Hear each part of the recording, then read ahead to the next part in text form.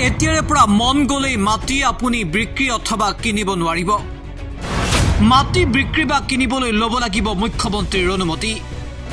মাটি ক্ৰয় বিক্ৰয়ক লৈ জৰুৰী মন্তব্য মুখ্যমন্ত্ৰী ডক্টৰ হিমন্ত বিশ্ব শৰ্মাৰ মুখ্যমন্ত্ৰীৰ মতে হিন্দুৰ মাটি মুছলমানে মন গলে এতিয়াৰে পৰা কিনিব নোৱাৰিব মুছলমানৰ মাটিও মন গলে হিন্দু লোকে কিনিব নোৱাৰিব মাটি কিনিবলৈ ল'ব লাগিব মুখ্যমন্ত্ৰীৰ অনুমোদন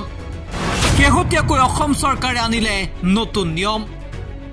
চৰকাৰৰ নিয়ম অনুসৰি ভূমি ক্ৰয় বিক্ৰয়ৰ ক্ষেত্ৰত এতিয়াৰে পৰা নিয়ম মানি চলিব লাগিব ৰাজ্যবাসীয়ে কোনো হিন্দু লোকে মুছলমানক মন গলে মাটি বিক্ৰী কৰিব নোৱাৰিব অৰ্থাৎ হিন্দুৰ মাটি মুছলমানে মন গলে কিনিব নোৱাৰিব একেদৰে মুছলমানৰ মাটিও মন গলে হিন্দু লোকে কিনিব নোৱাৰিব যাৰ বাবে আহিছে এতিয়া কেতবোৰ নিৰ্দেশনা হিমন্ত বিশ্ব শৰ্মাৰ এই সিদ্ধান্তক লৈ আন এক চৰ্চা ৰাজ্যৰ ৰাজনীতিত আগতে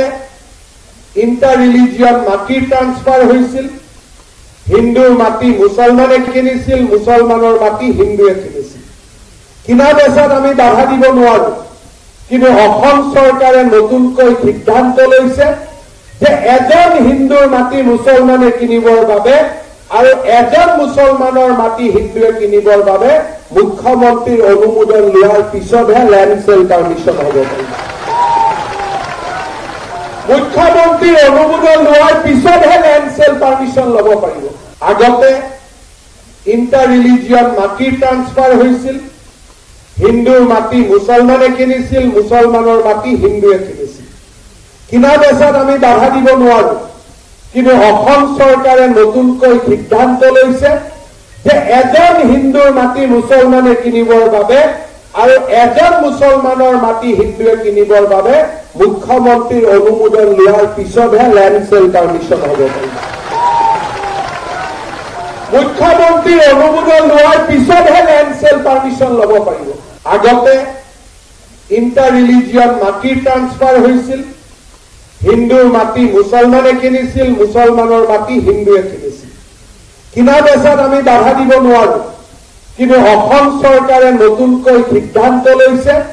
যে এজন হিন্দুৰ মাটি মুছলমানে কিনিবৰ বাবে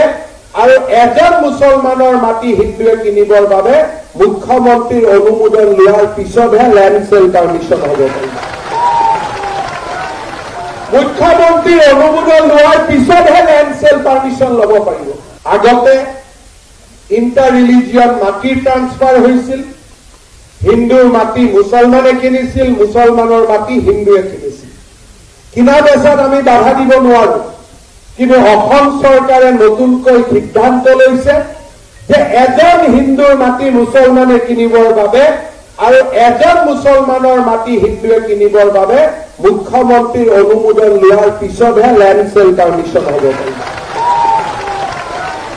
মুখ্যমন্ত্ৰীৰ অনুমোদন লোৱাৰ পিছতহে লেণ্ড চেল পাৰ্মিশ্যন ল'ব পাৰিব আগতে ইণ্টাৰ ৰিলিজিয়ন মাটি ট্ৰান্সফাৰ হৈছিল হিন্দুৰ মাটি মুছলমানে কিনিছিল মুছলমানৰ মাটি হিন্দুৱে কিনিছিল কিনা বেচাত আমি বাধা দিব নোৱাৰো কিন্তু অসম চৰকাৰে নতুনকৈ সিদ্ধান্ত লৈছে যে এজন হিন্দুৰ মাটি মুছলমানে কিনিবৰ বাবে আৰু এজন মুছলমানৰ মাটি হিন্দুৱে কিনিবৰ বাবে মুখ্যমন্ত্ৰীৰ অনুমোদন লোৱাৰ পিছতহে লেণ্ড চেল পাৰ্মিশ্যন হ'ব পাৰিব